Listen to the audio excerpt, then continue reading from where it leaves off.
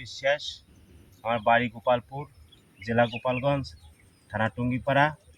হ্যাঁ, আমি এই বছর নতুন বীজ লাগাইছি বিন্দু 12। ফলন আরও অন্য জাতও লাগাইছি, কিন্তু সেই তুলনায় বিন্দুটা আমার কাছে মনে হয় খুবই পুষ্টিকর হয়েছে এবং বড় সড়ো হয়েছে।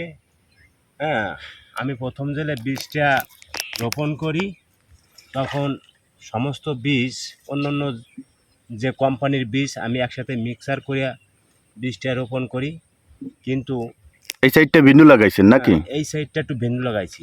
হ্যাঁ, তো একটু দেখি, একটু ঝাঁকি দিয়ে দেখান তো বিন্দু 12 কিরকম পরিমাণে ঝলছে। এই যে দেখেন। এই সাইডটা, হ্যাঁ হ্যাঁ এই সাইডটা হলো বিন্দু 12। হ্যাঁ, প্রচুর পরিমাণে ঝলছে, তাই না? হ্যাঁ, এটা ভালো হয়েছে।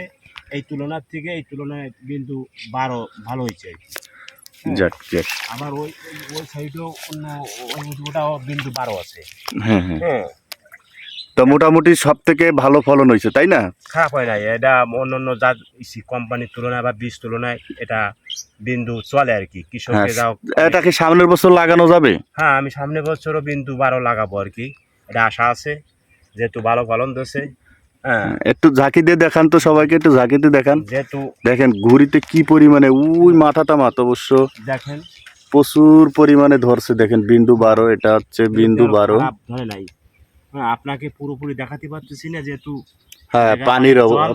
হ্যাঁ হ্যাঁ। সেই জায়গা নিয়ে গেলে যে গভীর আছে, যেহেতু তো গোপাল দাদাকে অসংখ্য ধন্যবাদ উইন্টার অ্যাগ্রো সিড কোম্পানির পক্ষ থেকে। তো দাদা আমাদের পাশে থাকবেন, আর আমরাও পাশে আছি। তো ভালো থাকবেন দাদা। নমস্কার দাদা। আচ্ছা, আপনাদেরও নমস্কার। আপনি ভালো